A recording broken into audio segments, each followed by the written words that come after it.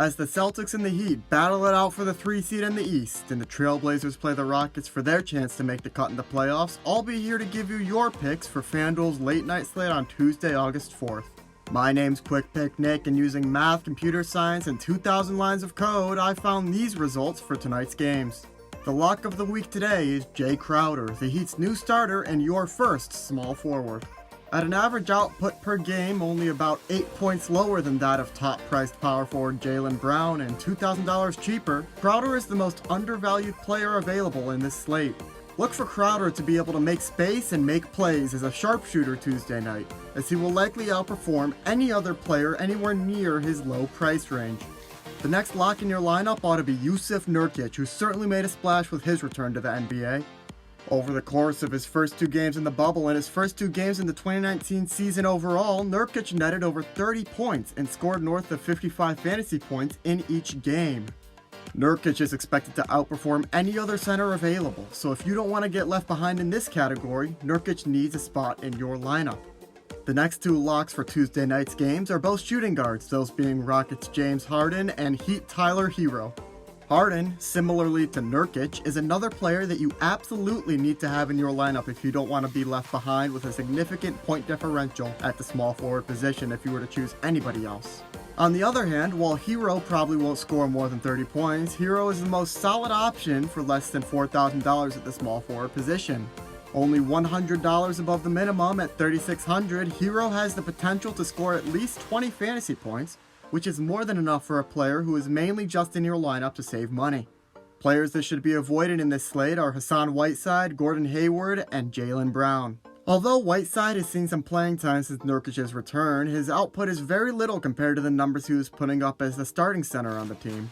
As long as Nurkic is around, Whiteside is going to take a backup role at center for the Trailblazers and should be avoided at a somewhat inflated price of $4,700. Gordon Hayward and Jaylen Brown are a pair of small forwards that can also be left out from your starting lineup for Tuesday's late night slate. These Celtics, although good players, do not warrant spots in your lineup, as it is not worth spending over $6,000 for either of them just to get a few extra points than the following options. These players are unlike Harden or Nurkic, where you'll get left behind on the leaderboards if you miss one of them. This money is better spent at other positions, where the difference between the best and second best option is more noticeable. Now, to round out the lineup, the point guards will be Russell Westbrook and Kemba Walker. Westbrook is another player who has had an outstanding entrance into the Bubble League, scoring 31 game points in both of his games back so far and having good stats in the rest of the categories across the board as well.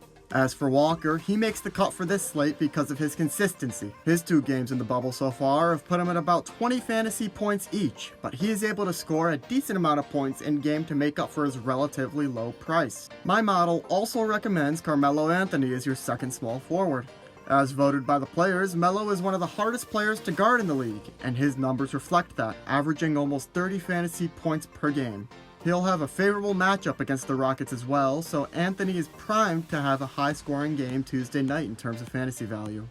Finally, your 2 power forwards for these games are Celtics' Jason Tatum and Daniel Theis. Tatum had a slow start during the return to the NBA, scoring a measly 5 points in the first game back. After getting a fresh cut and fixing up his look though, Tatum is looking back to form, scoring 58 fantasy points in his most recent game against Portland. Look for this fresh face to continue his domination on the court as one of Boston's 2 power forwards, with the second being your second power forward Tuesday night. Theis was the last player the model selected for this lineup, so it naturally chose the most expensive option available at the position, but even so, Theis gets a lot of playtime, showing up for around a half hour each game, so he'll be able to use those minutes to rack up fantasy points across the contest. Although there are still $500 left in the budget, my model projects that these players in the lineup already score more than those that are priced more expensively.